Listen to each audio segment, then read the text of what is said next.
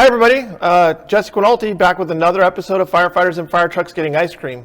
Today we're going to be hanging out in a 1952. I almost said 48 again. All right, here we go.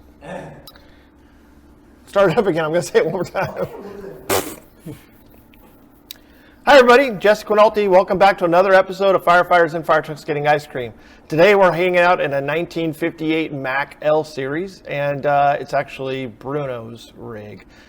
So we're getting to hang out with his son, Nick Brunacini, at the Alan Brunacini Command Training Center, and get to talk with Nick about all kinds of cool stuff. So stay tuned.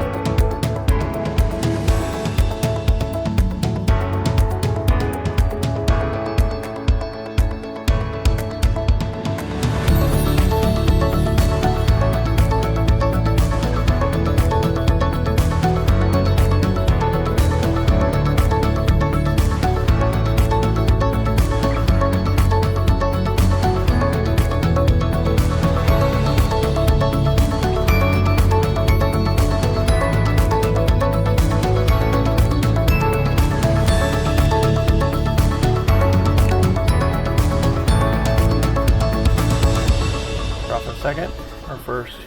I have no idea. I've never drove this truck, Jesse.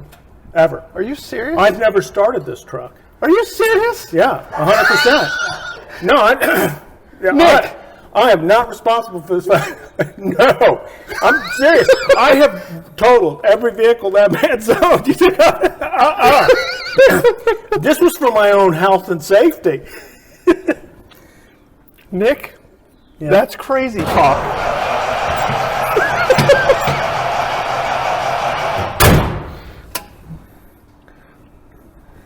Losing the batteries. Why aren't the lights coming on?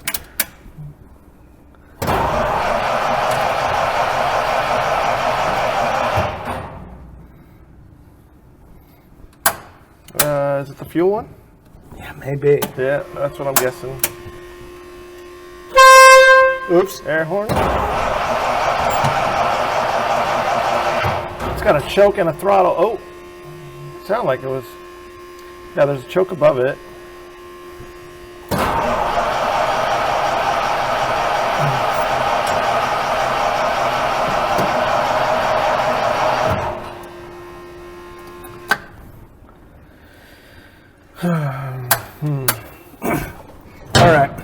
All right. I'm still not going to drive it. You slide over. We should have brought your mechanic guy down here that takes care of this thing. We should have. Who drove it down here from He did. your dad's place? Yeah. Yeah. You think you can call him and get an idea on how to start it? It smells like gas. It definitely smells like gas. Yeah, that's flooded out. That's a good thing. So maybe no choke. You got the batteries back off again. Yeah, you got. That should do that.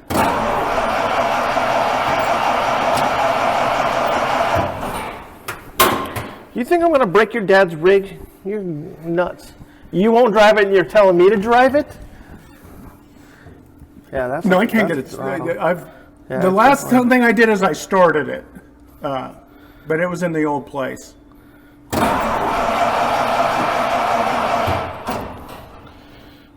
It's all right. We'll do it right here. We'll just talk it Exactly. out. Yeah. Yeah. Yeah, that works.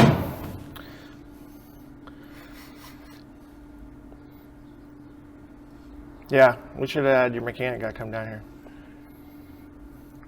All right, we'll run it. Let's do it. Do what? Get in the truck. We're in the truck, Jesse. We're in the truck, goddammit. All right, so this is a 1948 52 Mac L. The 1952 L model Mac. Okay. This was went into service in Phoenix, Arizona in 52. The truck came in, all the trucks came in with roofs. The fire chief at the time didn't like them, and he had the roofs cut off and removed because he was a fan of standing up like an invading general when they got there. So this truck was engine 1. Now, an L model Mac it does not have a Mac Thermodyne engine. It's got a Hall-Scott motor. Right. And Hall-Scott made the largest gas-powered motor that was put in commercial vehicles in the day. So it's kind of a unicorn in that sense. So they call this the poor man's Aaron Fox because it's got a longer front end on it. Right. So my dad was hired in 1958, and then his academy was like a week long, and then you got trained on the job. So he got assigned to Station 1 to this truck. His captain was a guy named Paul Saunders, who had been a decorated Pacific World War II combat veteran. In fact, he later on became the state fire marshal for the state of Arizona. But he was an early role model for my dad, so he was like adopted by that group of A-shifters, and they said, you are with us now. And so he spent the first 10 years of his career connected to this fire engine. Either a firefighter, then he promoted, and they kept him as the driver, and then he promoted to captain, and he was the captain of the truck. When he promoted to battalion chief, he was Battalion 1 was his first assignment, and he was that for a few months before they sent him off to the 3rd Battalion on B shift, which is where he became who he became. Yeah. But so this truck, he said, that's my talesman. And it went to auction. They had a 25-year lifespan. I think the first 18 years was frontline, then about 7 years of reserve service. In 77, it came up to auction, and he bought it. And he stored it in a various number of places, and then he collected 3 more of them. The main one was a Boston engine that was assigned on the waterfront, and that's where all the guns came from. Oh, wow. So the 2 standpipe guns in the back and this buckhorn gun. They're not original to the truck. In fact, there was a hose reel right here, a booster line on one side, and then a toolbox on the other side. That long tool carrying tray wasn't original in the truck either. So everything else was, I think all the tools that are on it right now were original to the rig back in the day. Wow. So, and then he had it stored for, I don't know, probably 5 or 6 years, and then they started just baby stepping. They did the drivetrain first, they pulled it out and redid all of it, and just kind of kept going from there. And then it was probably about the last 3 or 4 years of his career they really went to work on it. So by about the time he retired, it was complete. It was what it looks like now. Yeah. And I mean, they just maintained it then. Him and his buddies would meet at the fire station and polish brass and tell lies to one another. And you've never driven it? Now, no, I've never driven this truck since it's been restored, ever. I've ridden on it, but I've never, like I say, I've started a few times, but I've never pulled it out or done a damn thing. Right. I've had no desire to. As I told you earlier, I'm serious. I wrecked every vehicle he ever owned. I'll be damned if I'm going to get in and do anything with this truck. Now, I drove trucks similar to this during my career. Yeah. So that was a nice thing about kind of my era of firefighters is we went from old, standard to the new electric, if you will. They're making electric fire trucks today. We got to ride in the tailboard. I mean, we did a bunch of shit that was traditional that, right. Yeah, that was the fun of being a firefighter. Just for all you watching, this will be the very first episode that I'm not driving a fire engine, but I think both me and Nick agreed that that Big Al would come down from heaven and kill both of us if we did something wrong to this ring. Yeah, so. we would. I don't know if "kill's" the right word. I think he would just make our lives much more complicated. The Christmas tree and the fireplace probably would have nothing to do on that. So no. If I was. If it would have started this morning, Nick was going to let me pull it out of the barn. So that's probably a good thing that it didn't. That's probably Al saying, "Yeah, you think I'm going to let you start this thing?" He flooded it immediately. Is what it was. And see, the thing's been cockeyed just a little bit. I was hoping we get it straightened out at least. It's the Libra in me. It's just not so awesome. So, exactly. Well, so let's go take a tour of the CTC and go get some ice cream. Let's do it to it. That I can show you and start things. I've gotten in a lot more trouble starting computers in fire trucks, though. Perfect. Jesse, come on in. Oh, this is awesome. So, the Brunacini Command Training Center. Welcome to the AVB CTC, man. Well, I got to spend the 2 days here taking the Managing the Mayday class, which was awesome. So I personally got to take the walkthrough and see this, but definitely for the show, I figured we'll take the walkthrough and you can show us around and let everybody see it. This building started off in the early 70s as a 2-story office building, and we're standing in what was a courtyard. When we had purchased the thing. In fact, it used to have the largest magnolia tree in Arizona here. Oh, wow. So the original plan, we demoed it, and the courtyard got turned into the entryway in the thing. So this is coming in, but really we'll show you the main entrances in the back here. But this is really the working part of this is this classroom. And this is where we host most everything we do.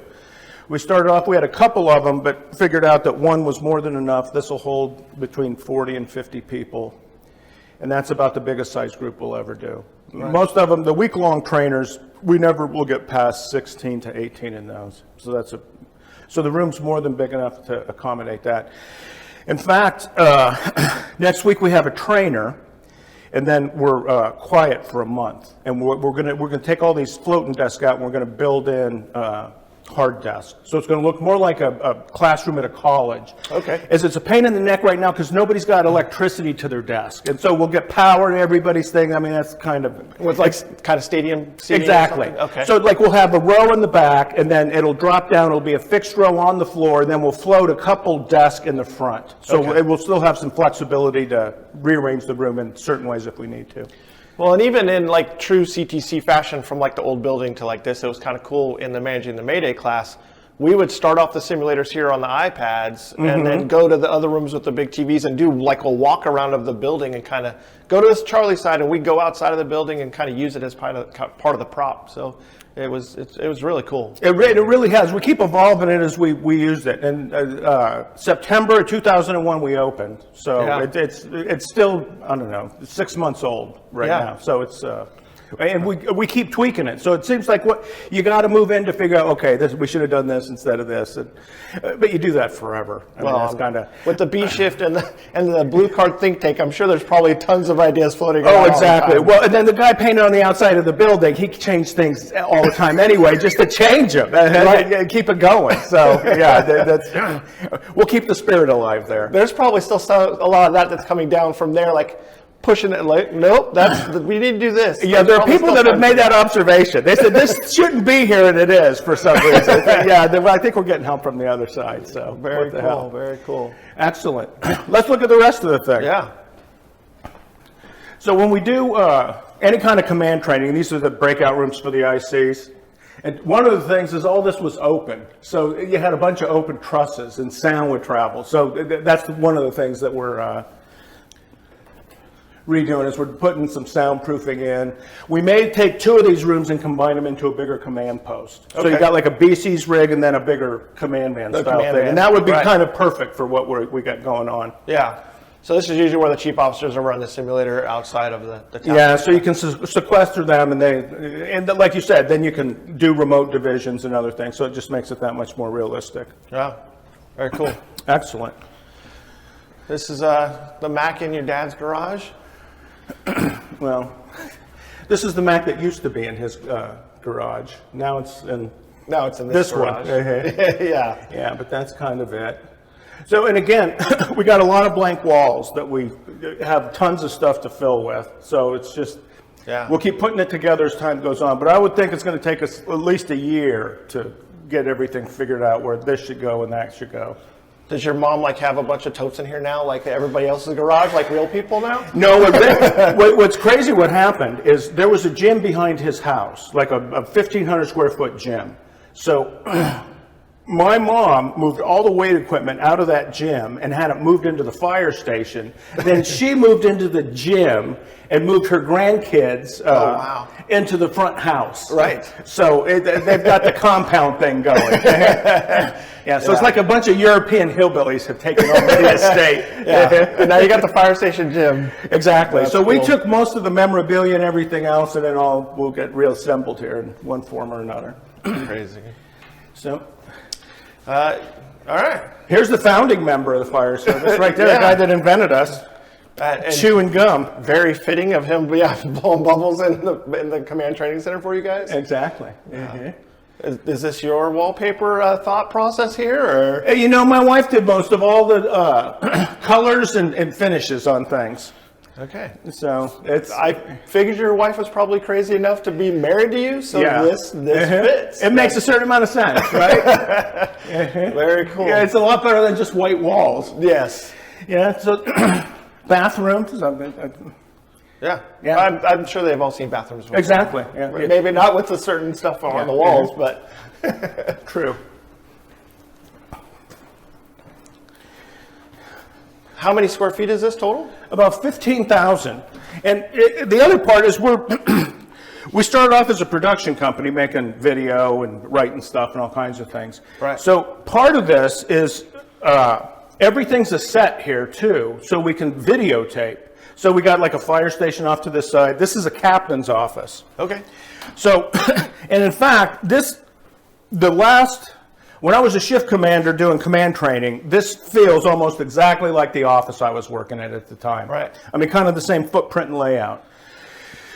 So you got a captain's quarters. So if we needed to shoot video of something going on in a captain's office, we got one. And so you got a full bathroom in the back there, a washer and dryer, just all the stuff you would find in a fire station. Man, this is so cool. I love red helmet training, but I would love this even more. Yeah, it's nuts. And then, like I say, I got my wife and daughters, my two daughters work here. So between the three of them, they keep, we're going to put Ruth Bader Ginsburg up wearing a fire helmet. So just stuff like that you wouldn't normally. Yeah, well, let's see the production kitchen too here. So. Beautiful. So this we're getting ready to finish. This is nicer than my fire station kitchen at my firehouse. I don't know what you're talking about. Oh, come on, you're from California. That's the butler's kitchen you're talking about. And we definitely don't have this type of snack kitty that you guys have. That's the other thing, is it's like 12-year-old meth heads are providing the nutrition at lunchtime for people here. But it's what you would find in a fire, some fire stations, I guess. So, but we'll be able to cook in here. And part of the deal there is we'll do a cooking show. I mean, firefighters still cook at work, and there's a lot of territory you can cover there. Right. Cooking gets into management, socialism, camaraderie, morale, all of that. Yeah. So it's and nutrition. It's the way we live. Yeah. Who's going to be doing all the cooking for the cooking show? There's this group of us that can. You're going to come in and whip up something on one of them? Yeah, I think so. But we got some fire station recipes we can share with the world. Very cool. Yeah, saturated fats are delicious when they're salted properly. What's that signature dish that you used to make at the fire station? Oh, we would corned beef tacos are kind of what we're known for, but we could make any kind of gruel, basically. Yeah. Anything with hamburger that involved onions and tomato sauces. Something that you can get interrupted 5 times and still it comes out good. Or you could just grab a handful on the way to the truck and eat it and head out. Right. That's always been the fun one. Like I eat cereal for breakfast pretty much. These guys make gourmet breakfast every morning, and I'm in there with some Lucky Charms and Cocoa Puffs, and it never fails. I'm telling my engineer, like, okay, be careful as we're going to this call, because I'm trying to like eat the whole Come cereal. on, it's not going to look professional if I have spills. Yeah, there's a Lucky Charm heart on my collar that I don't notice after a while. And Exactly. So we go from the fire station, and the fire station side will end up being a museum. As we'll put my dad's office that was in his house back together. We got all of that, so his desk, the whole bookcases, all of it. And then he had quite a collection of memorabilia. He had a complete game well system, from the pull box to the tickers, the whole thing. So we'll figure out how to get that all put together into the building, and then just all the other fire stuff he has. So there's a lot of it just laying around in places. We got a sea can outside that's chock full of it. So sooner than later, we got to start dragging that stuff in and getting it going. so this actually becomes like the cafeteria for when you're running classes? Pretty much, this is kind of a day room type of a thing. And a lot of people recognize the furniture. So like in the 50s, 60s, 70s, steel furniture in fire stations was the norm. And there's a place in LA that buys old government-issued steel furniture and restores it. So that's where we got all this. So we tried to put it back together. In fact, the desk that you see in the offices, same thing, old steel tanker desk. So everything's pretty much period authentic of what you would find in a fire station that all of us old bastards used to work in. Right? So, and that's one of the things, is firefighters come in and they're like, oh my God, this is, I've been in places like this, but you know, one was here and one was here, and all kind of got smashed together. It's almost like a fairyland for firefighters in a sense. Yeah. So I definitely felt that when I was here for the last 2 days. and it's crazy. You watch them and they start acting like they're at work again. So like lunch is over and they start cleaning things. And you're like, no, we'll take care of that. You guys are students here. Oh, no. They're mopping floors. And we quit trying to stop it. Do whatever you're comfortable with, as long as it's legal. We really don't care. I was asking Josh the other day, I'm like, where's the trash bags for the trash can? He goes, I'm not telling you. Yeah, exactly. No, they fight over it. Right. No, I'm taking it out. The greatest thing about this whole facility is owning a dumpster. I mean, you don't know how liberating it is just to have your own dumpster you can throw stuff in. No more in front of the house. Honey, we'll just take it and put it in the dumpster. Well, you want to go upstairs and show us around Sure, upstairs? let's. All right. This is another one of those fire station things. This is like just old industrial stairs. Oh, exactly. I feel like I'm in the Navy. So this is upstairs. This is all administrative stuff up here. No classrooms, really. Yeah. Rainforest and darts. Yeah, it's too hot. Again, your wife? Yeah, see, what I was doing is I was getting ready to do hatchets down here. Or up here. And it was perfect at the end of the hall. Yeah. And the thing, it's sprinkler pipes. She says, you're going to now, and okay, you're right. Sometimes I don't know when you're joking, but I'm guessing that you're not. That would No, we got outside things. We'll have it out there. So there's going to be games here as well. Perfect. Some, yeah. You got to be careful with it, though, I guess. So you have the room to have a second classroom up here, but you determined that it's going to rarely be used. Yeah, it would never be used. And so really what happened is our tech guy is over here, Henry, and he built the online system that Blue Card is. And so that's been very handy. So if you got tech stuff, you just go down the hall to Henry. This is, we have friends that are a building contractor and an architect. And they have been looking for space, and we were looking for somebody to help us finish this building and do some stuff to it. So we kind of found each other by accident doing some things. And then we'll have a conference room here in the middle. They'll get this end with the window.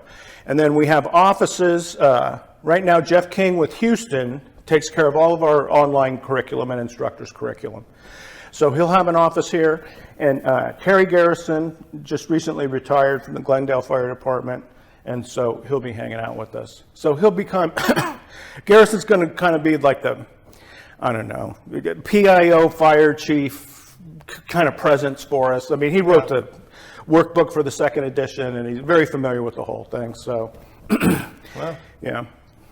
And then this is where you guys do the B-Shifter podcast? Yes, right now this is where we had begun.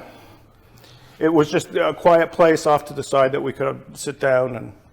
But part of this project of breaking this into separate rooms is on the other side of the wall, we're going to build a studio. Okay. And we'll relocate the podcast room in there. So, and we'll, like I say, we'll get back to making video and other stuff. So we'll become... How long have you guys been doing the podcast now? I think for 6 months, maybe. Okay. What's some of the people that you've already had on there, or the topics that you guys have already hit? A lot of it has to do, one of the first we had was Jeff Griffin, an old associate of ours who had a rough period there, and had a set of circumstances happen to him where he was incarcerated for a while. So he kind of tells his life story of what a career in the fire service can happen when it goes sideways. Garrison's been on. Mostly just command stuff, blue card stuff. We're expanding into other things. Now we're doing a Chiefs Challenge between Vance and Garrison, kind of are the principals in that. Right. So Vance is kind of the host, and then with the Chiefs Challenge, it's like, well, you can't be the host anymore because you're the person. So we take turns. And really, what we're hearing back from the people listening to it is they said it sounds like you guys are just sitting around a table talking. And I said, well, that's kind of what we're doing. Right. That's we're old and we keep repeating the same things over and over. It's just, I was talking to Kevin Ward from Utah. He's originally out here from like Chandler yesterday. And he goes, yeah, have you heard the Chiefs Challenge? And I was like, I didn't know they were doing that one. So he goes, yeah, you got to listen to that. That's pretty good stuff too. So it's gaining some traction. And well, yeah, and exactly. And both of those guys, they're coming from from the perspective that they're both fire chiefs, and this is the stuff that I've dealt with. But I mean, and it's just good, honest advice. Well, Garrison, for example, you ask him, okay, what's the best piece of professional advice you have for us? The first thing out of his mouth, he says, if the city manager's your boss, it's probably not a good idea to tell that person to fuck off. But what? Yeah, and he can tell you what happens and why that occurred, and No, and you get done and you think, no, I think you were right. You needed to tell that person to fuck right off. That's right. Yeah. Well, you didn't need to work there anymore. I don't know what to tell you, Terry. It didn't seem to slow you down at all. Yeah. Basically, there's another place that's looking for a fire chief. Yeah, somebody can actually run a fire department. Yeah. Well, and that's the other thing is, I don't know, you hear that over and over. Your generation would never be able to float in today's, maybe not, but we got our own building now, so what the hell? We're going to keep doing what we're doing. We ain't changing anything. We've never been rude or anything else. I mean, we're B-shifters. That's the way B-shifters interact with each other. So, yeah. It's been a good ride, man. So, and then you guys have a bookstore that you're starting in here, right? Exactly. So this will be the studio. So that we'll podcast in here. We'll be able to edit some video in here. Just do production, basically. Gotcha. And then, and so what'll happen is that door will go away. You'll come in through this one. It'll just get restructured a little bit. But this is the bookstore. Okay. Well, this will become a regular store. Yeah. And this will get relayed out too, where you come in and it'll look more like a store where you'll, this, that, and the other thing. So this is another one of those deals you got to move in and figure out, okay, this is what this should look like at the end of the day. Yeah. Well, even when I was in here the other day, like Katie was showing us, we found a bunch of copies of the very first edition of Fire Command stored in a locker, so. Oh, there's a ton of stuff like that. There's surprises all over. And she was telling me that you guys even found like 2 books that your dad was working on as well? Yes, there's at least 2 books. I have in boxes in my room. So a lot of it is he had everything that he's produced, he stores. So when you went to his house, everything was in boxes. So it was just boxes after boxes. There was a wall this big of just like tax returns. And you think, well, nobody wants this, So, so it was kind of figuring out this goes, this stays.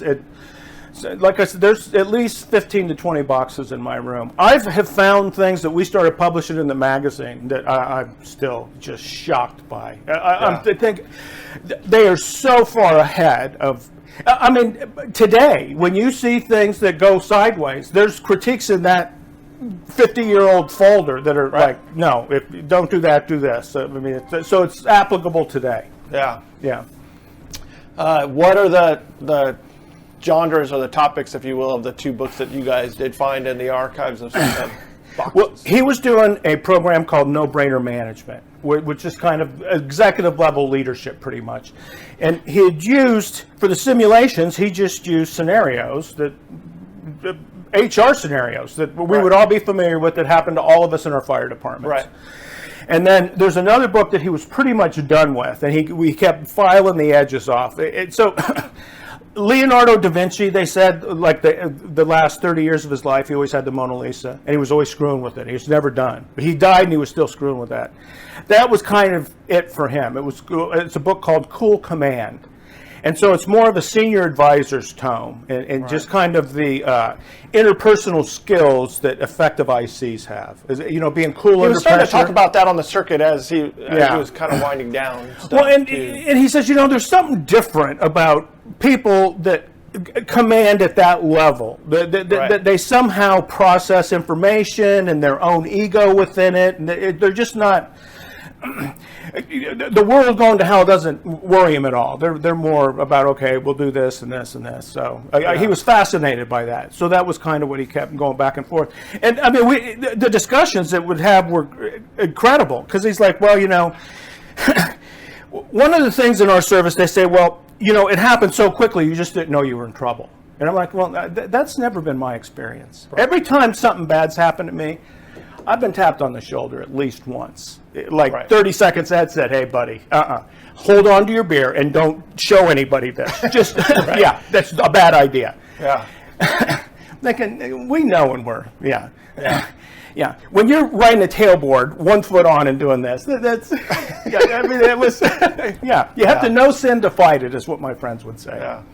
Well, that's cool. I got to walk through the bookstore the other day, and you got Hawaiian shirts like you're wearing and all kinds of cool stuff. Oh, it's the girls love it. Gewgaws. We'll have Dakota rings, the whole thing. Both of your daughters work here?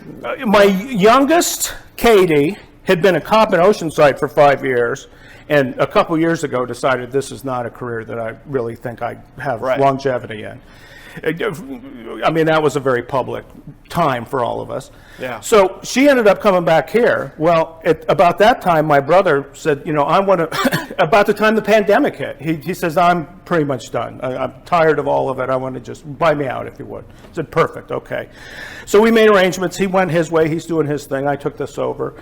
So there's things that I've just never been good at, because I worked for the government and other people took care of all that. Well, I'm not a good person with lawyers or administrative stuff. That's not my wheelhouse.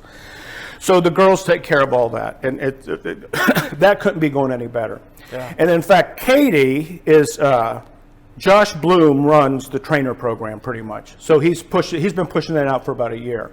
She supports him in that. So she gets all the trainer packages ready and schedules instructors and all that.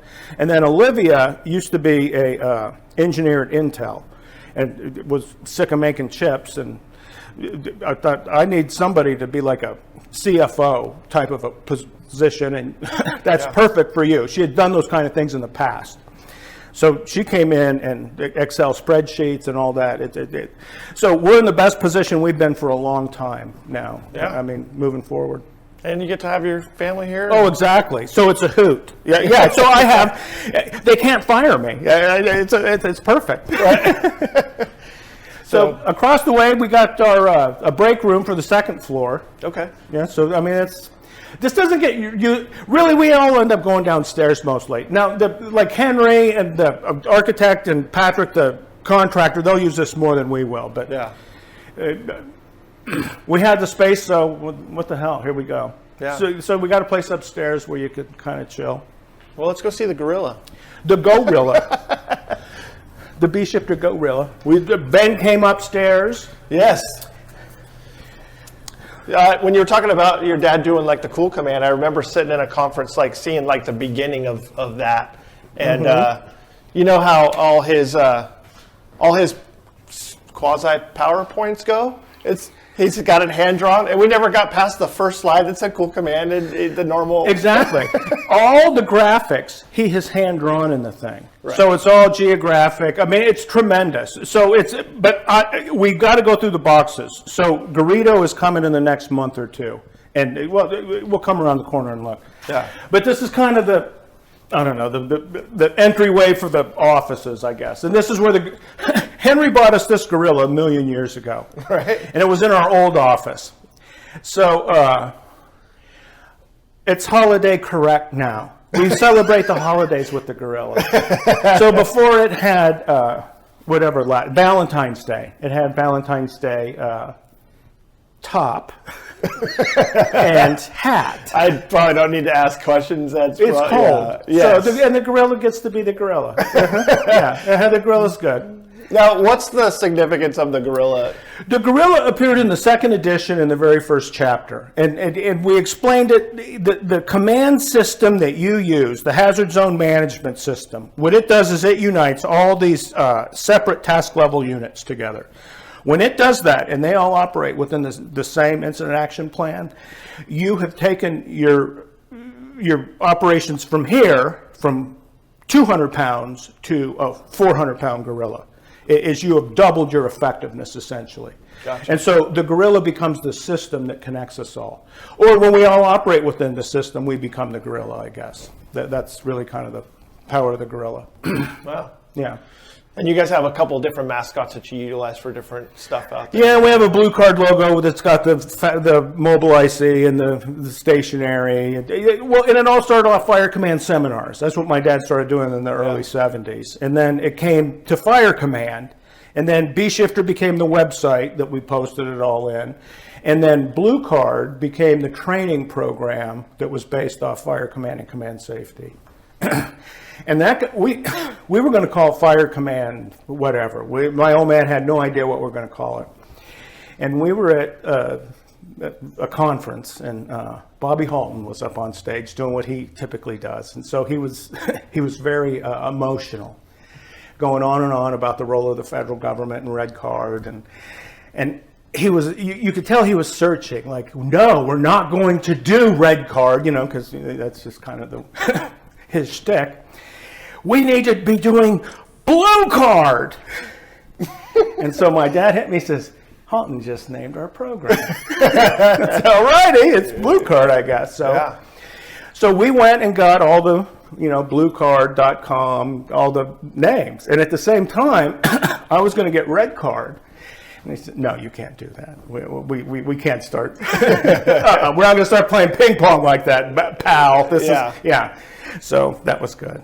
It's pretty funny too. Like even for red helmet training, like we have red helmet training that does company officer, white helmet training that does chief officer classes, black for the wildland, and every single color except for purple helmet because it's completely inappropriate. But that's like how we kind of like break down all the helmet, the laser colors. Yeah, we had green helmets for safety officers back in the So you're just pretty simple. That's what we have orange helmet for our hazmat and glow guys, and every single division has a manager running that for me, and it's grown a lot. It's pretty cool. That's good. Did you want to go in here? Yeah, sure. This ended up being my office in the thing. Here we go. Lights on. These are the boxes. All of these are just full of manifesto that the old man wrote. Wow. Yeah. Oh, I got to show this to my son Riley. He's filming. Hot tamale peeps. Of course. Oh, exactly. He tried them at the church. They were doing like a food challenge, and it's like, and hot how were tamale they? peeps. They're good. Excellent. I love peeps, man, but they got to be stale. They got to be a month out, and crunchy outside, and then chewy. So really, in fact, there you go. There's the 3 authors of the Blue Card program. Wow. Jesus Christ. The old man got that model early, in the early 70s. A group of people here pitched in, went to a model maker, and it was before he finished his truck. About 20 years ago, the Costa Rican Fire Service called him and asked, will you come? We want fire command in Spanish. How about it? Do it. And he gave him permission, and that was it. They just went ahead and did it. So they would call him routinely and say, we want you to come to Costa Rica. And he's like, yeah, thank you very much. That's so sweet of you. Finally, is that how the Hawaiian shirts thing started? Like, no, the Hawaiian shirt started 1 million years ago, and they told him you were going to wear a suit and tie. And he said, no, I'm not. And he wore a nice pair of slacks and a Hawaiian shirt. And he says, if you wear a Hawaiian shirt, they can't fuss with you. And that's where it came from, so he wouldn't have to wear a tie. Yeah. But anyway, the Costa Ricans finally break them down, and they say, you're coming to Costa Rica. And we do a fire service, a South and Central American Fire Service banquet every 5 years or something, whatever it was, and you're coming. You're our guest. So they sent him an airplane ticket, put him up, assigned 2 people to be with them the whole time, and they drove him around the rainforest. And he commented, "This is beautiful." And the next day, he gets in the car. There's a book. It's your book, Chief. So anyway, the gift they gave him was this model of his fire engine before he left. And he said they presented it at their big banquet. Right. And he says there were thousands of these Spanish fire chiefs there. And he says some of them are dressed in lamé. He says some of them have swords. It is like the early French royalty kind of a thing. And he was in the back of the room just taking pictures with them all.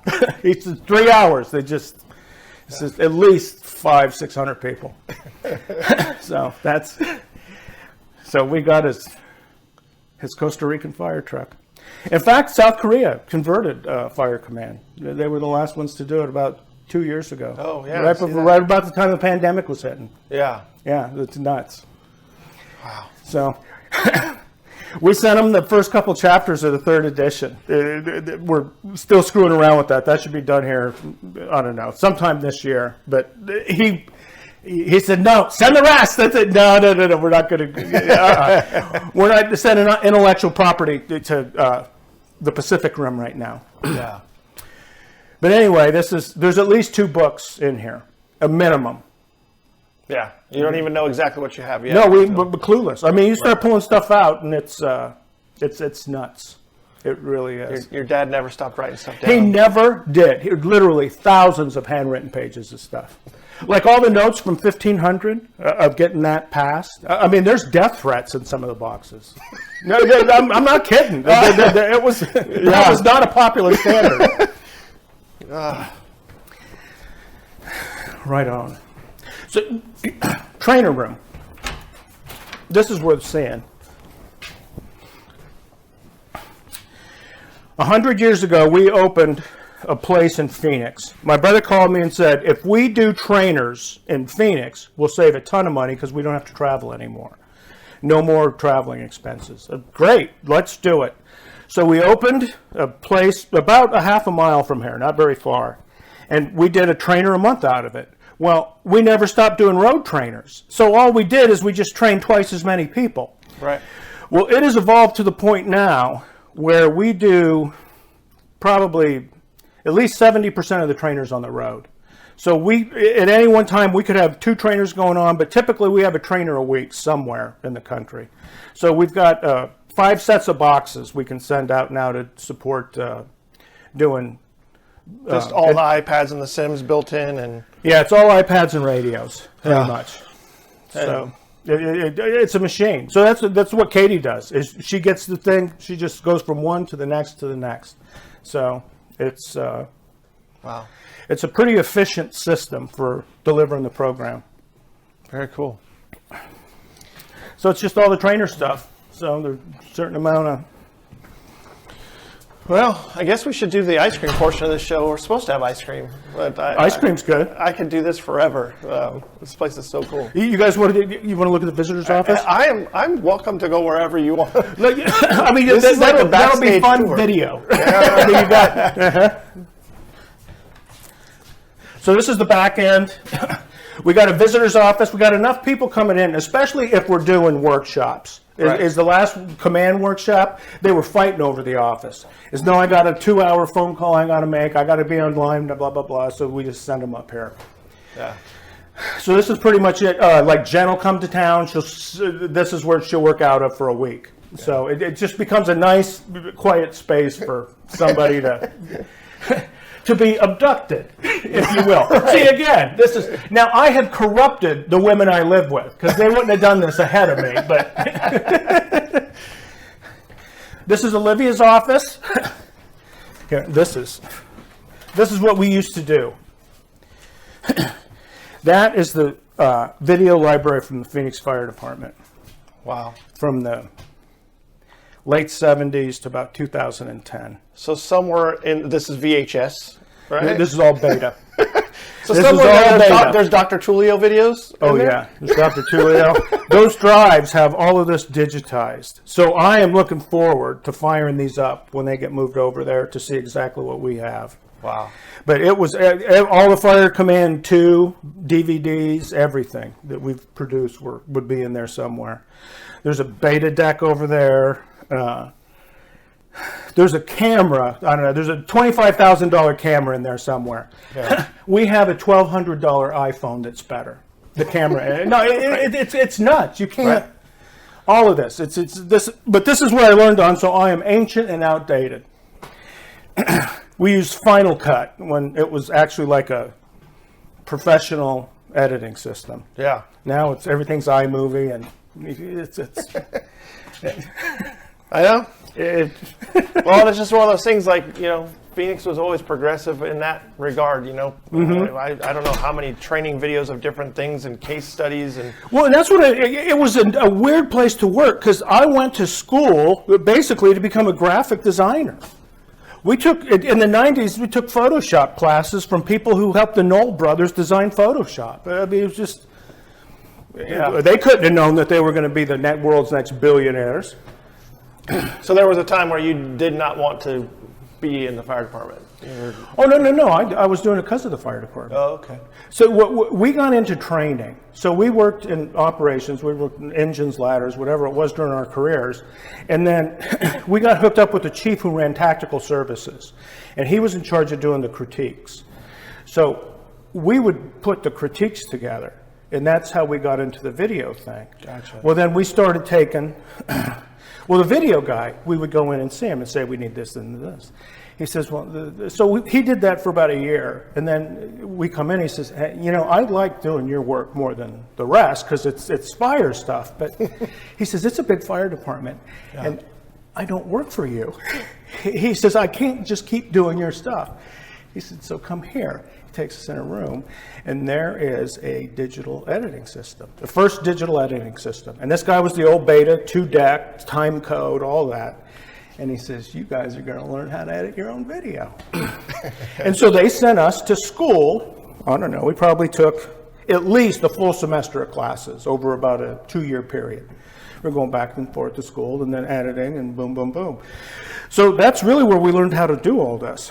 So we start putting videos together for the fire department. Then what happened is my dad was getting ready. He'd started working on the second edition of Fire Command. And we said, this needs to be a complete package. It's got to have DVDs, a workbook, simulations, the whole thing. So that's really when we started Across the Street Productions. And it was across the street. He bought the house across the street from his house. My brother bought it from him. We built a garage that we turned into a studio, and that was how Across the Street was born. Crazy. We can go down and go grab some ice cream. You want to go that way? We can go this way. All right. Which way you want to go? We can go whatever way works for you guys. Well, I think we're gonna go down the end of the hallway, okay. and then just cut again, and then go down and start ice cream. Let's go into the home. We can throw darts. So flail chest. Well, we can still do the hatchet thing too. The hatchet, they're all in the can. It's all axes. I got to go proper throw hatchet. There's a roof access. So the video, you were doing that prior to the Brett Tarver and then creating the videos for that. Yeah. Okay. Yeah, that was a whole different thing. Yeah. All right.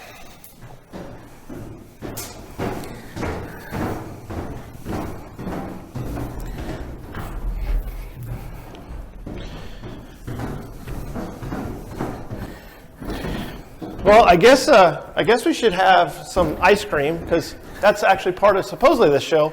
But we may as well. I brought you several different types of options, and it's Nick's ice cream. Oh, Nick's ice cream. Yeah. Lovely. So I got cookies and cream. Cherry Choca Flocka. So bath salt ice cream. Let's do it. Swedish apple pie, campfire s'mores. Actually, I'm gonna do some s'mores. You're gonna do the flocka? Yeah, I'm gonna do flocka. I would expect nothing less. Flocka. Spoon? Yes. Watch that knife. Be careful. Excellent. We'll kill ourselves. Sir. Perfect. Yeah, it is pretty amazing though. Literally, firefighters, fire trucks, ice cream. Literally the three things in the show have it all taken care of. That's it. You've got all the groups. I was looking when we went to go get ice cream for this one. I was looking for Choco Tacos because I thought that would work out really well for us. It's kind of a regional dish. You would say. And so last night, after managing the Mayday class, one of my buddies, Brad Mayhew, he was the lead investigator of the Granite Mountain hotshot investigation. So he's like, "Hey, you're in Phoenix. I got to come out." So he came out, and he literally left the fire service, and now he's just out here like studying the fatalities and writing a book. But we're literally walking down the street last night to go find Choco Tacos at Walgreens, and they didn't have any. So then we're going down to Safeway, and he goes, "We're literally walking down the streets of Phoenix right now at 11 o'clock at night. It's still like 80 something degrees to go get Choco Tacos to hang out with Nick Brunacini," and he's just excited about that he's buying ice cream for you. And I'm like, I actually get to hang out with him, so it was pretty funny. Crazy. The flocka's delicious. Swedish style. Yeah. Who would have thought? I did an episode with Billy Goldfeder, and he's trying to eat the ice cream with his mustache, and he's got to turn the spoon upside down. So it was pretty fun to watch.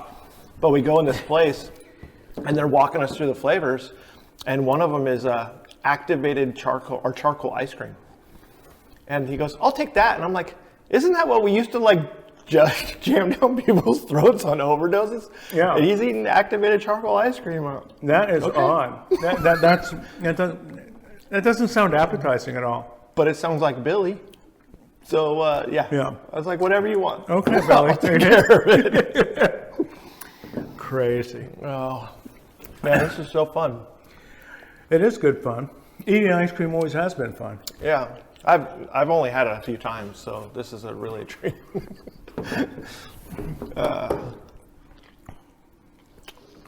So what's the future hold for this place and some of the other stuff you guys are looking to do? Well, we'll finish up kind of what we got going on the inside. That'll take, I don't know, probably over the next 6 months or so, some of those improvements. Then we need some outside space. So what we'll do is we'll create some like shaded spaces outside. So like 9 months out of the year, you want to be outside in Phoenix. So Yeah. we can pop the doors and have lunch outside. You were here for the class. During the breaks, everybody's outside doing whatever. It's just nice outside. Yeah. So, and really the back of this building is set up in a way where you can push everything kind of out of the building into the parking lot. So we'll do some infrastructure in the parking lot to help support that. Oh, very cool. Yeah. We'll finish out the museum in on the fire station side.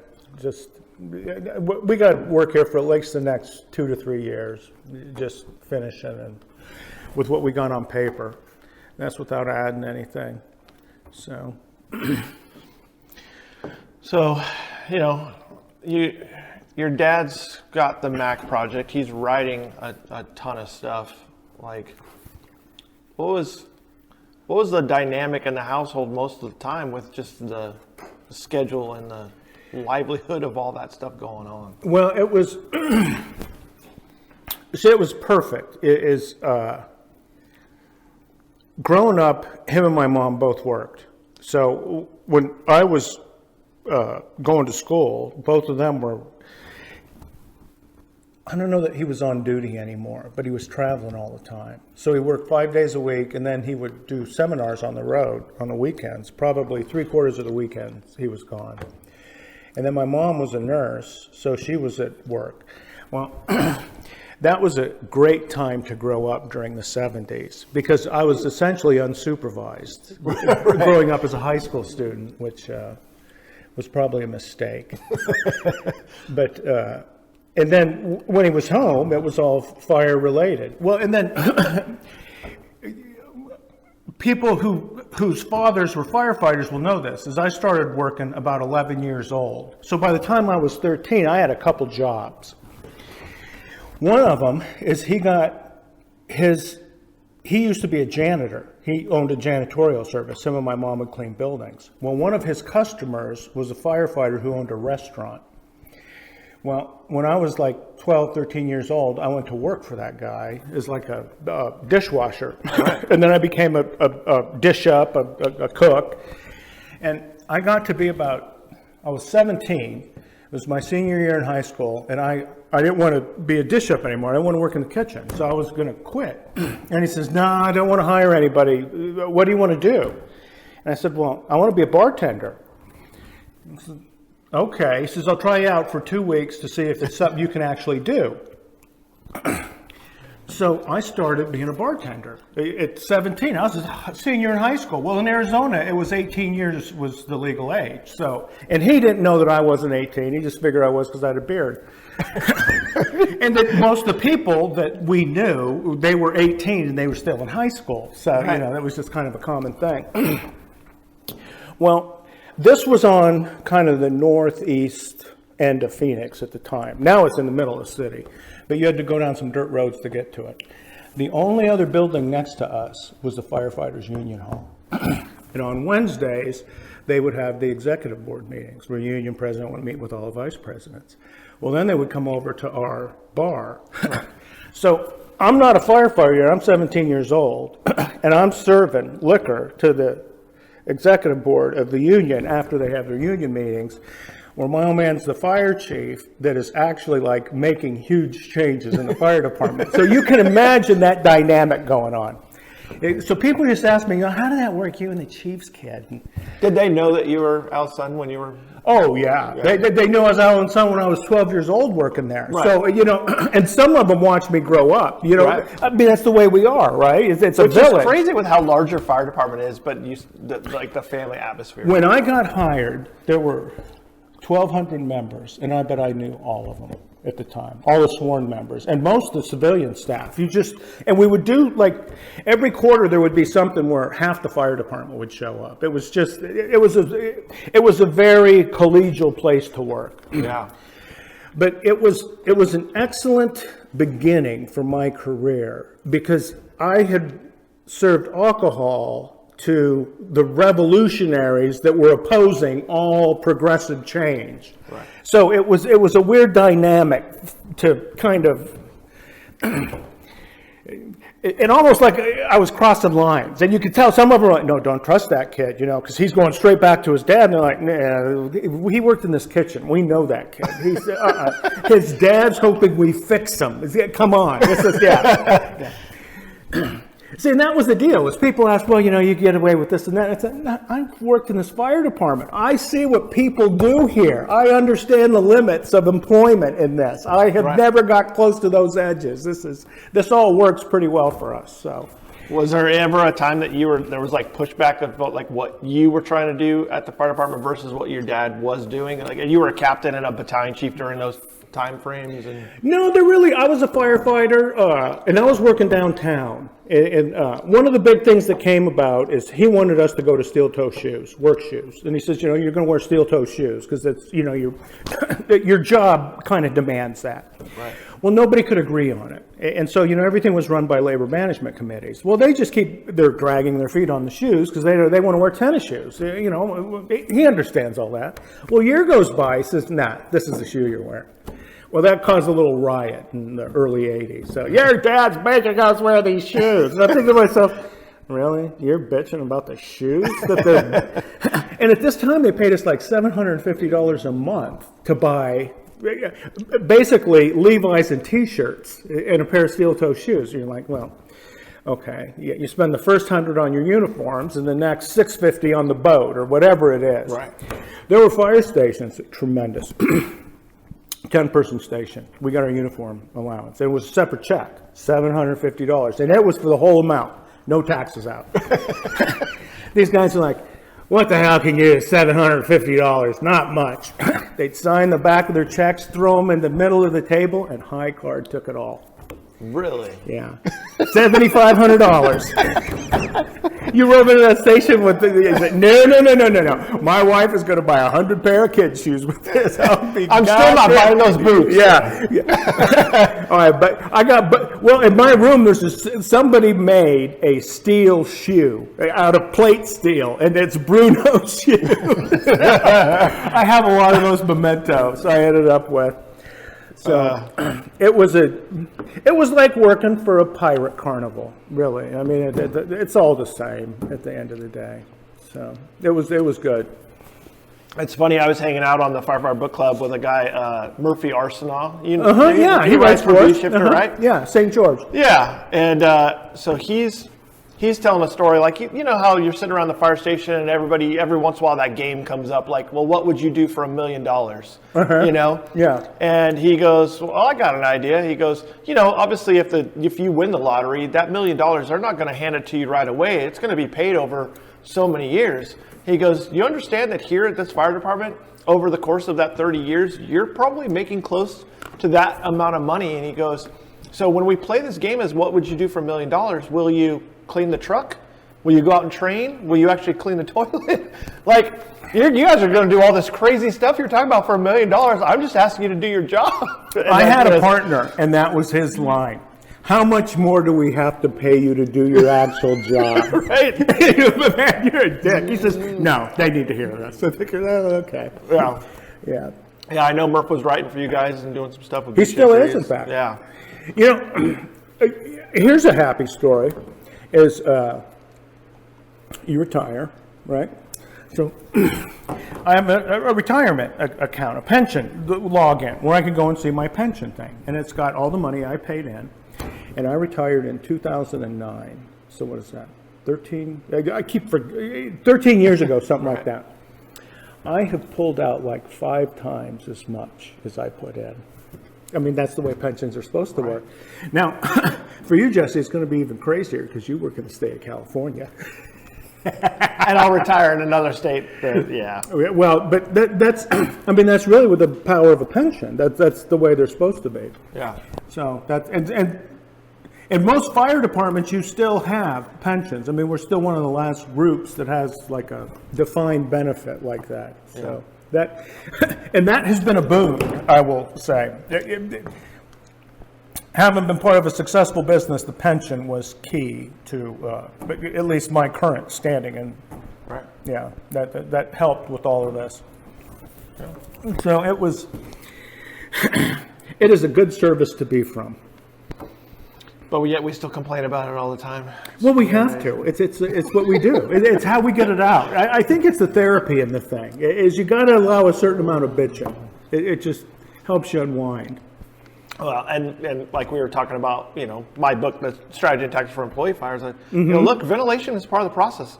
You got to let them vent, because if you don't, there's going to be a backdraft. You know, exactly. It's all part of that. And we still vent today. It's just, you know, we learn different ways to do it that are a little more effective than the traditionals. But it's still part of the thing. In fact, it was crazy. I saw a thing the other day, and they were talking about, we reordered the tactical priorities. We put fire control first because fire control achieves life safety and property conservation, right? There was a group that were kind of commenting on that. That's not, you know, we need life safety up front. And they were sharing a fire they had where they did the fire attack and they put the fire out first. And then in the aftermath, they start opening doors and there's people on the other side of them that are fine. You know, it's like, hi. Like, see, we should have. No, if you would have flipped that, you would have endangered their lives trying to pull them out. It's stupid. Put the fire out. They're behind a closed door. Every piece of critical factor information tells us that's the most safe place in that building at that moment. Right. So just little things like that. Yeah. we'll have work forever. Well, the newest class I just put together is called Tearing Down the Walls. And we look at okay, so over 50% of your residential structure fires are in the kitchen. And that's where all those walls are coming down. Even a new house is built like that, but everybody's watching all these shows on HGTV and they all want their open concept, So those walls are coming down. So now you get what used to be a small little kitchen fire is pyrolyzing the couch and spreading into the living room. And it's vaulted. So now it's not an 8-foot ceiling, you got a 20-foot ceiling that it's feeding into. Yeah. And as soon as you open the front door, that's literally directly leading to the flow path of the fire. Yeah. But the biggest change that I talk about in that class is, well, now all these places are being built where all of that living space is in the middle, and the parents' bedroom is on one side, and the kids' bedroom is on the other side. And we're going to just see, probably increased parents out front saying, my kid's in there, my kid's in there, and increased.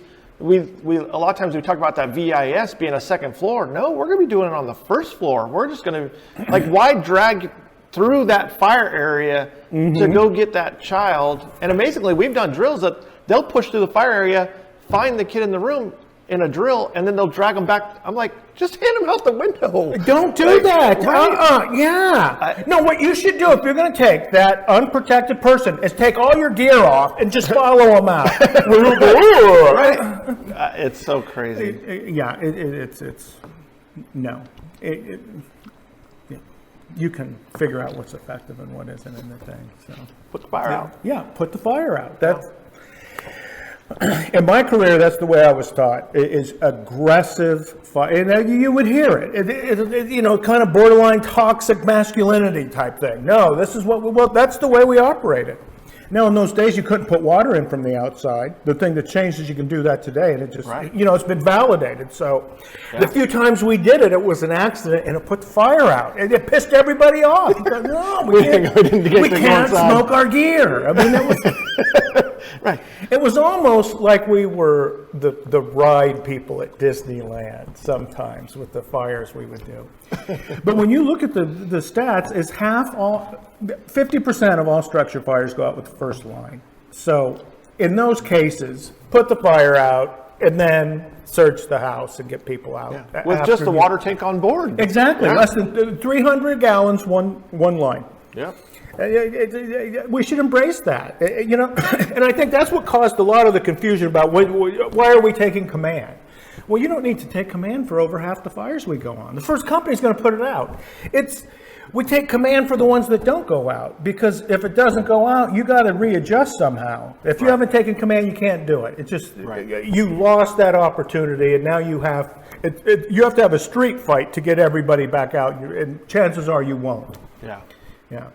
So what happens is hopefully somebody puts the fire out, stabilizes the situation, then we can all argue in the front yard after that's over. But yeah, and I'm sure that a lot of these changes are going to be in the Fire Command 3 that you guys are putting out. Yes, well, it's already in Blue Card. In fact, that kind of became a deal. We thought, why are we even doing books? It's all an online thing. Well, no, today it's still...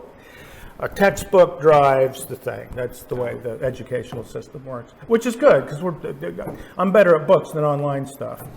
Yeah. Well, I appreciate you putting together the book stuff and all the online stuff that you guys do.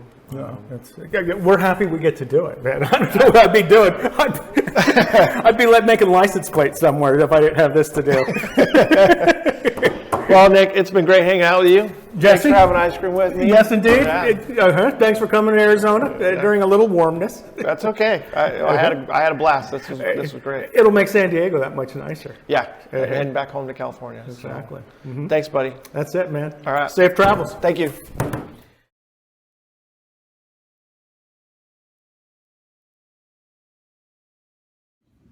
It starts raining. So the windshield wipers on. You know, talking about whatever it was. We were at a drill or a critique or a meeting or something.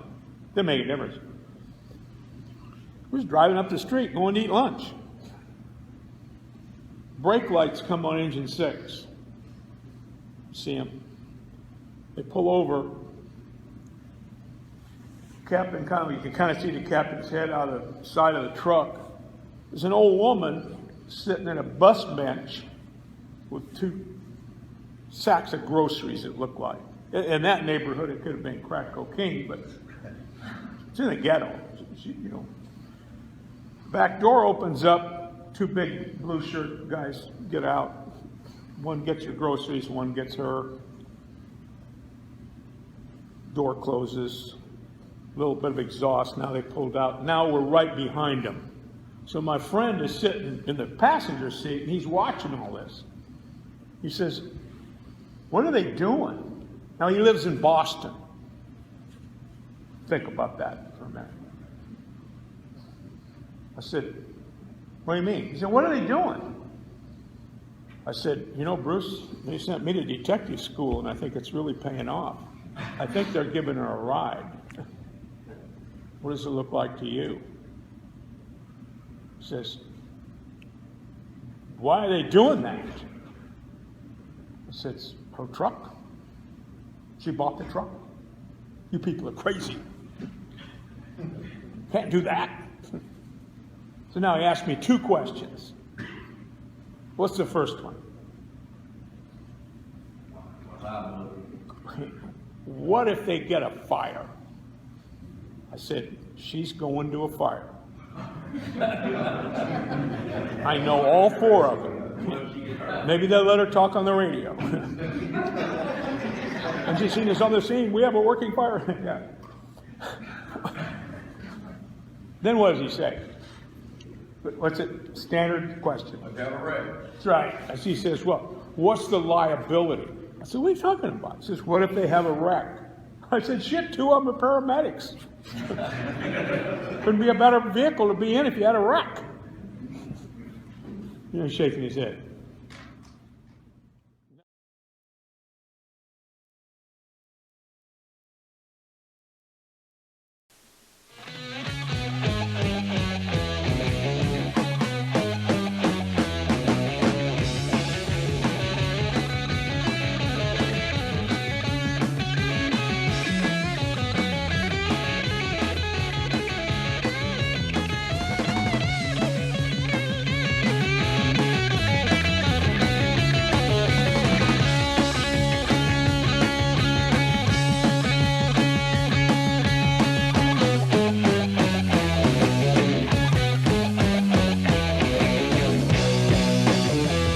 Let me begin by sending my greetings and salutations to you, comrades. My name is Dr. Tullio, Dr. Francois Tullio of the Tullio Institute.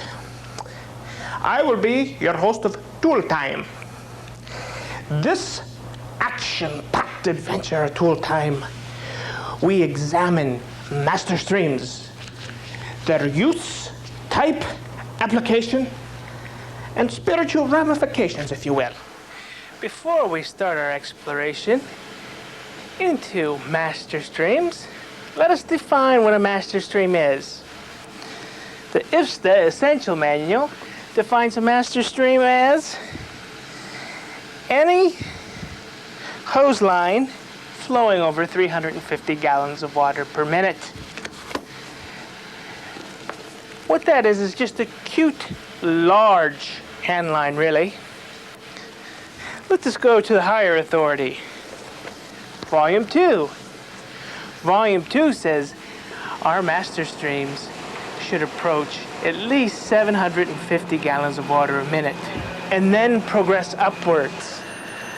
As far as master streams are concerned, bigger is better.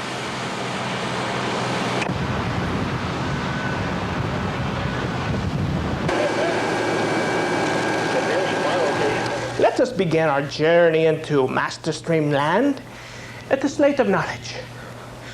Before we begin this, oh, Slate of Knowledge, oh, Slate of Knowledge, please impart us with your infinite wisdom.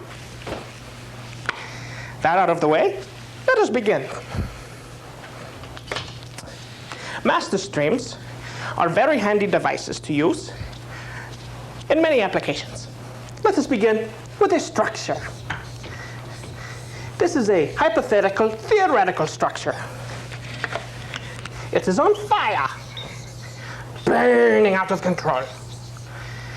A deep-seated, fully involved situation. A classic case, if ever there was one, for the use of master stream devices. We will start with engine company applications. We will mark it with an E. Very good. The master stream found on most engines is going to be a Stang gun. It is a top-mounted deck gun device that you pump water up through and out of. Master streams, one characteristic about them is they use massive quantities of water. So when performing master stream operations, it is very wise to have a supply line. That's done, we are ready to conduct a master stream evolution. This is the structure of origin. As you can see, the roof is still intact. So we are going to go through the vertical openings, which would be windows or doors in this case. We pump water up through our master stream and out, thereby extinguishing the very bad fire. There are several factors that come into play concerning master streams and their effectiveness. Number one, as we earlier discussed, water supply, a must. Once you get water to your master stream, nozzle selection.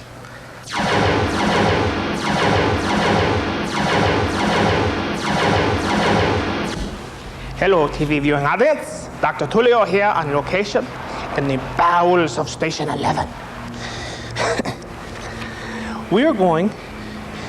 This morning, we're going to discuss nozzles. These are the devices that we put on these tips of our master streams to deliver water. There are two types of nozzles. Two types of nozzles.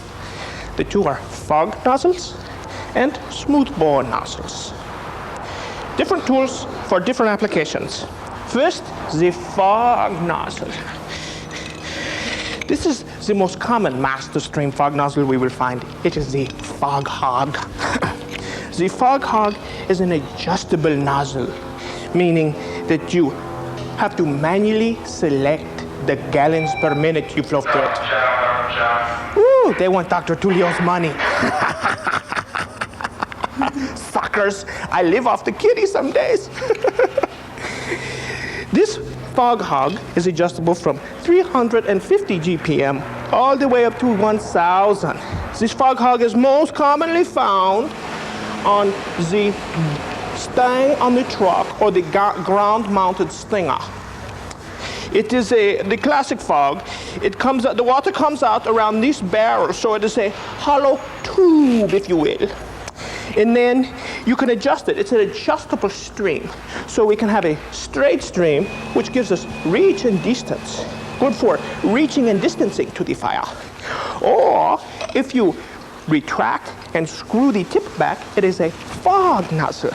And what this does is it expands the surface area of our water. The wide fog is very good for exposure protection, cooling.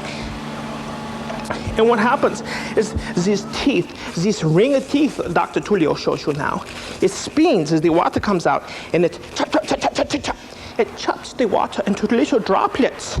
And this is how you make the big expansion of the water. The Fog Hog.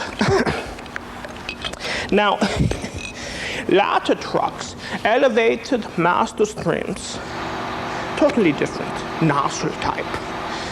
This is the big fog nozzle. As you can see, it has a little electrical actuating motor.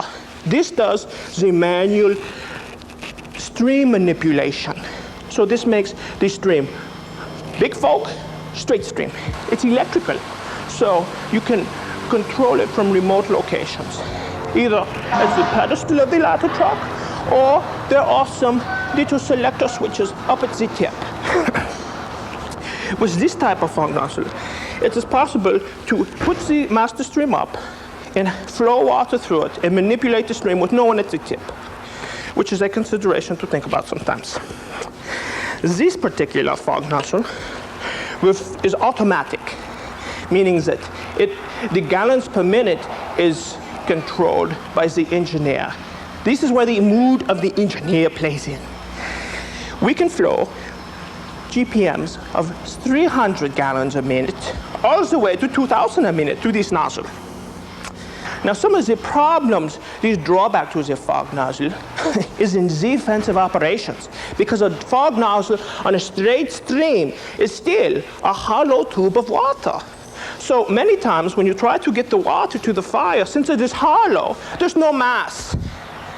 There's a lot of style, but no substance behind it. So as it approaches the fire, it tends to evaporate and turn to steam much more quickly.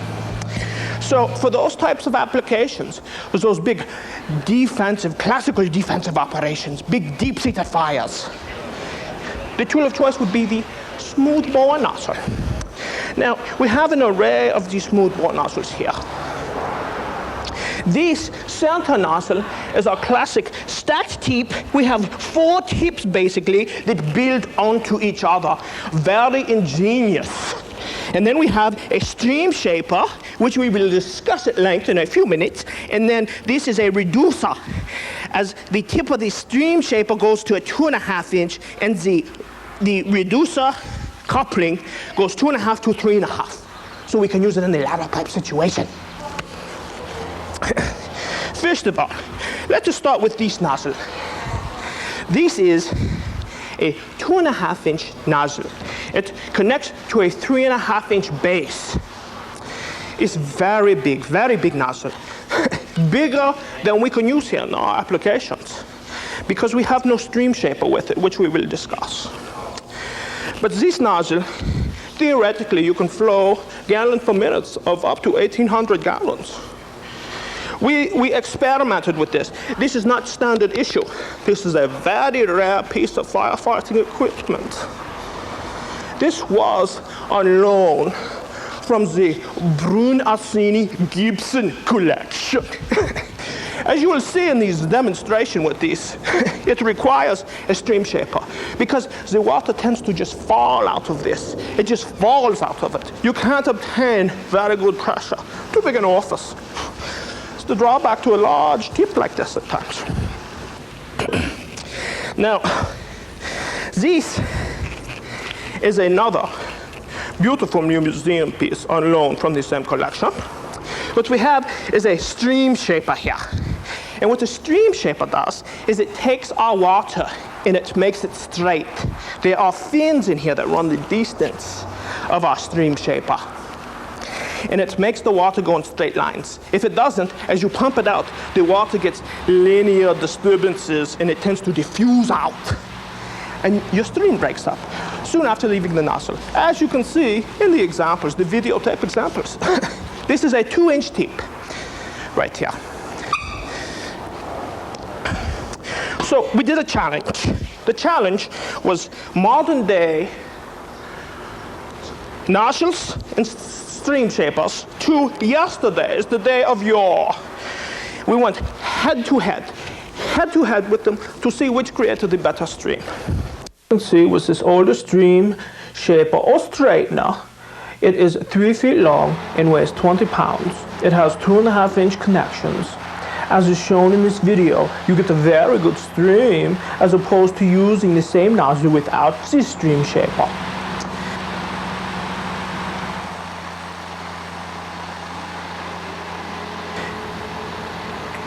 Here we have the new 4-inch stream shaper or straightener with the 2-inch Pyrolite stacked tip nozzle.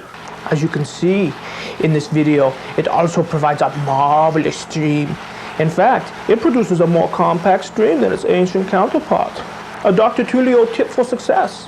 When putting smooth bore master streams into operation, you always, and I repeat always, want to use them in conjunction with the stream shaper. Hands down, this one was the winner. So, boys and girls, this is the stream shaper here, approximately a 4-inch stream shaper versus the 3-foot stream shaper. Bigger is not always better when looking at stream shapers. There's some engineering that goes into these things. So what we have here is the tip arrangement that we can flow out of. We go from 1 3/8 all the way to 2-inch tip. So approximately 400 GPM a minute out of this little sucker. Oh, Dr. Tullio, I didn't have my coffee today. 500 GPM. The cameraman is a hydraulical genius. To 2-inch, which is roughly 1,000 gallons a minute. Dr. Tullio is so very, very, very correct most of the time. So, as you can see, when you start off with your master stream, if you don't have a good stream, you can go up or down with tip size. They just screw on and off. It is that easy. And then you go from a 2-inch to a 1 3/4, or whatever have you may. Very lightweight, made out of pyrolite, you know, aluminum with a baked coating that makes the pyrolite. Very strong, tough and strong.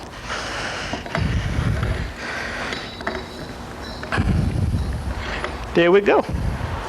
Now, the smooth bore nozzle, as we discussed, is the ideal choice for big, heavy fire knockdown because it decreases the surface area of the water. It makes a nice, tight, compact column. Basically, you are flowing water through a hollow pipe or tube. And this makes a very hard-hitting device. These are very dangerous because they could hurt a person. So you must take great care when using these smooth bore tips, as not to use them around personnel. Dr. Tullio is becoming very bored with this location. I feel that we should go back to this slate of knowledge.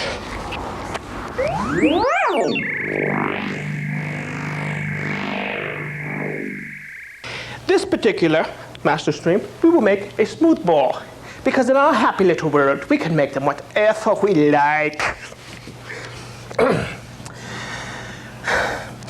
Many factors come into consideration now. First, distance between the master stream appliance and the structure of involvement. You must be able to reach from the master stream to the structure. If you don't, then what we end up doing is we fall short, and then we create large puddles of water that do no one any good. So if this is a problem, there are some remedies and solutions. First of all, you may not have enough water supply to feed the size of the orifice you have selected of your master stream. One solution to this is get more water, either by putting a key pumper on this hydrant and thereby completing the hydraulic cycle. If this is not an option, perhaps you can pump your forward pumper at a higher pressure. But if you have maximized your water supply from this particular hydrant device, the one thing you may have to do is go to a smaller size orifice. Shut down your master stream, put a smaller tip on, and you will not get the same GPM, but you may extend your reach enough where you no longer create puddles. You do actual water application onto the burning fire, creating steam and conversion, thereby cooling the ignition temperature down of the combustible materials and extinguishing the fire. Another option that you may have, if you've maximized your water supply, is to elevate the loft of the stream to 45 degrees, defying gravity, and thereby lobbing water to the structure.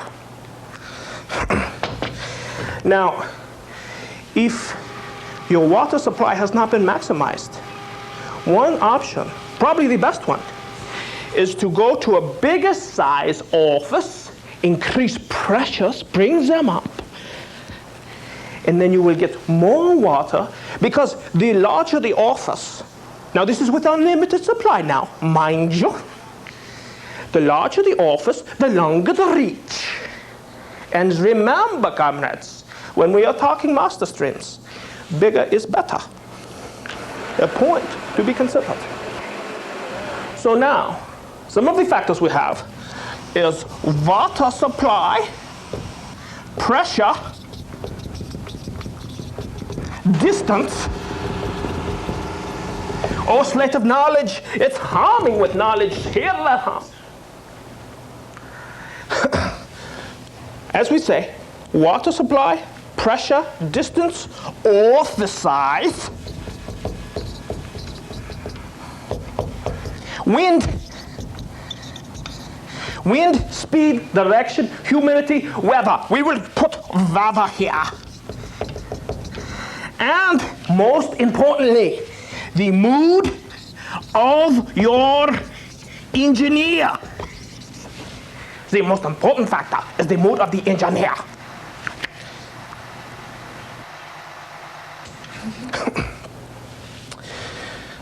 Smoothbore.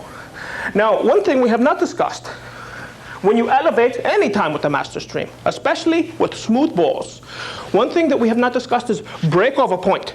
The breakover point.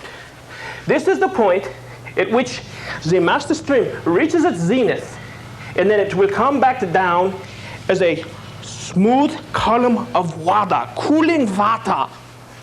What happens with breakover points is you go beyond the zenith and you bring it up here, where you have defied gravity and there's a price to pay. It is the breakover point. Your stream starts to break up here, and it starts to break into individual droplets. So remember, the reason we use smoothbore tips is for reach, penetration, fire knockdown. When we exceed our breakover point and we start diffusing the linear flow of our water, it no longer remains smoothbore. It becomes more of a smoothly foggy.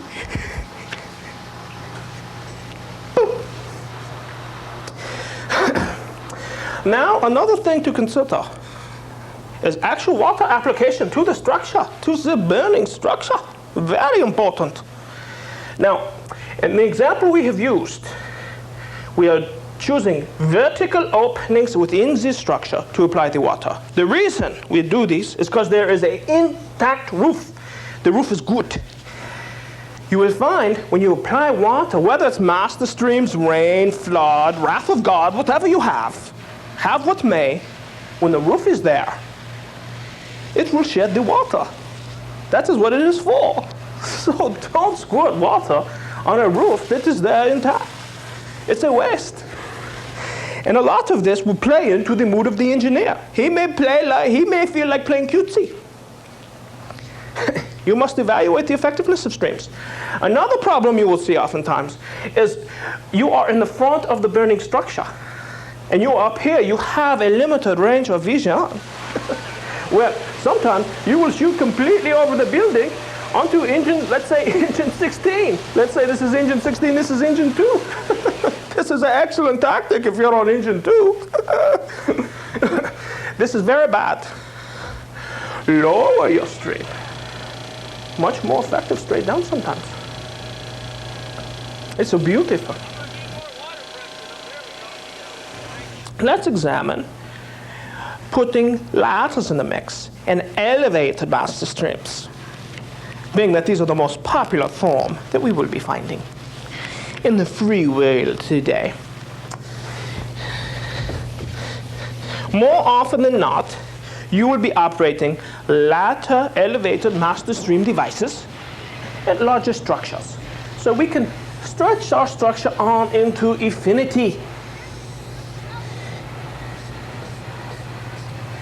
Now, you are not using your master streams in just a defensive posture. You may be using it in a defensive area here, while you remain in offensive operations in other parts of the structure. These are very dangerous operations, and they must be coordinated. Safety is paramount. Placement is very critical. As you know, with ladders, if the fire is burning here, you want your ladder to have some kind of coverage where you can hit the fire itself while maintaining a cutoff point to the rest of the structure. So you want to be able to cover all of this ground here. It's very important. So placement anywhere around that offers you access to these points is acceptable.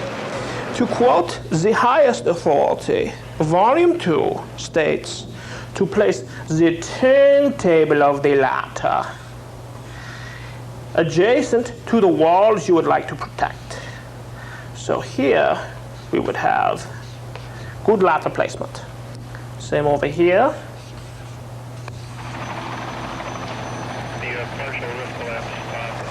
That would be the most ideal coverage. Now remember, when setting your ladder up, it is preferable to have an engine on the inside of the ladder, between this affected structure and the ladder itself. Two positives to this. First of all, you have the option, if water supply is available, of course, of flowing a stun gun. That is still a usable weapon, fireground weapon. And you are within 50 feet, so you have short hookups for your supply to the ladder. Very critical. When operating ladders on the fireground, you must follow the classic water tower evolution scenarios.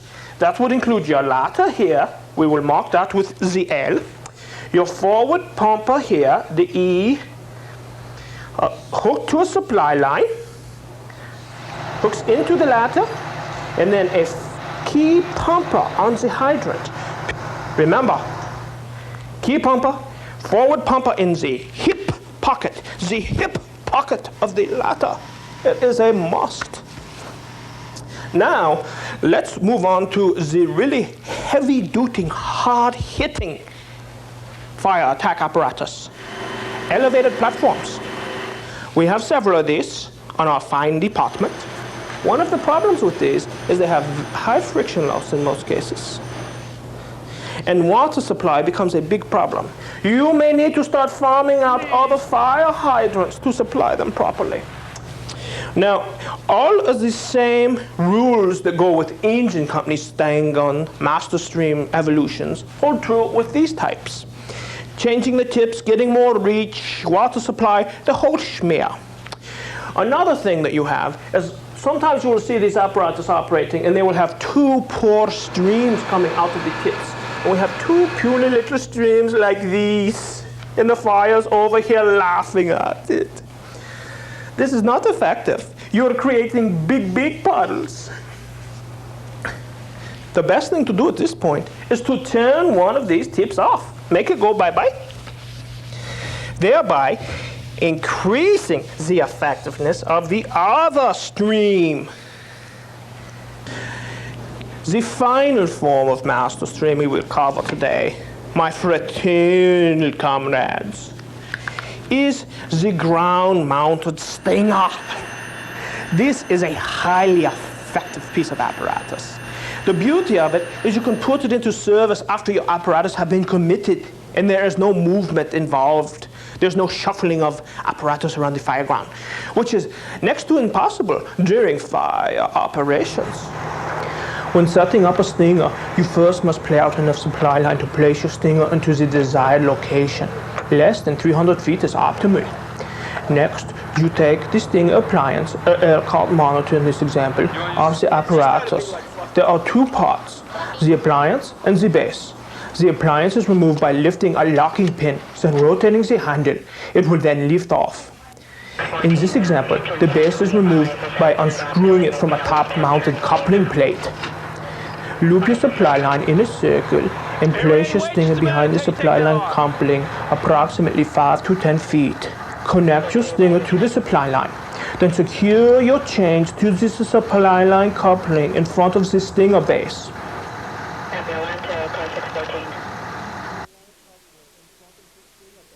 Then secure the top of the appliance to the base. You should hear and feel several clicks when securing. Then screw the swivel mount and handle lock all the way down. Then check that the appliance is secured.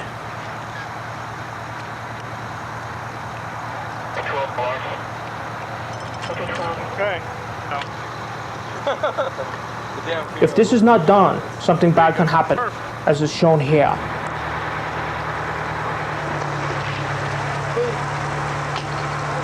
Adjust your nozzle in the most elevated position prior to charging it. This is a very important safety practice. When charging the stinger, have all personnel remain a safe distance away. When your stinger is safely flowing water, personnel should approach the stinger from the side of the appliance to make any necessary adjustments. The chains will secure the appliance to the hose. In this example, we have the nozzle all the way down, horizontal flowing water. To deploy the tips lower, it must be a conscious decision and caution must be used. Never force the nozzle down by screwing it without using the proper pin. This would damage the device.